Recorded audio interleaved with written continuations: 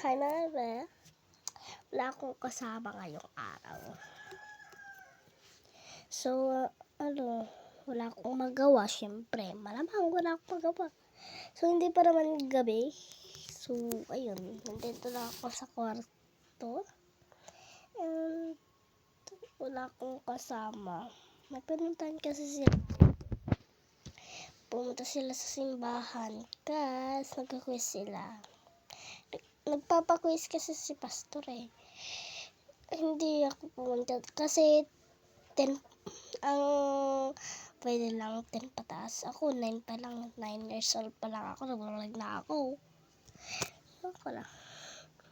Gusto ko kasi yung mga madaming followers, likes, ganun. Wala lang, gusto ko lang yun. Para naman mapunta sa dun sa YouTube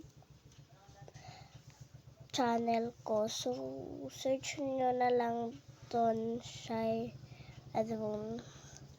So, yun lang. Dun, wala pa naman akong TikTok dun. Isa pa lang. Nag-TikTok ako. Hindi pa lang ako nag-vlog dun. Kasi dito lang muna ako sa TikTok. Wala lang. So, walang gagawin sa TikTok. So, ayun. Send ko na lang dun sa YouTube. Yes. Sa YouTube.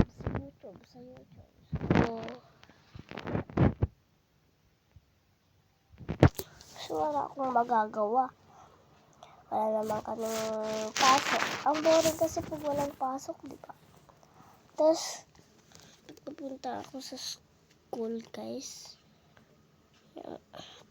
Tapos, nalilita ko yung mga girls, yung mga girls na classmate ko, yung mga apat ba? Oo, apat sila. Si Amar, basta, si Secret, wala, hindi ko sasabihin.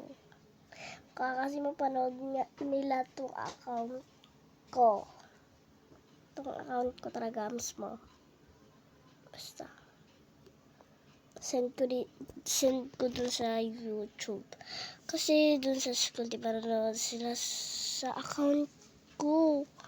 Sa TV. Parang, So, ayun nga. So, ayun. Bye, guys. Bye. Nakapang ako.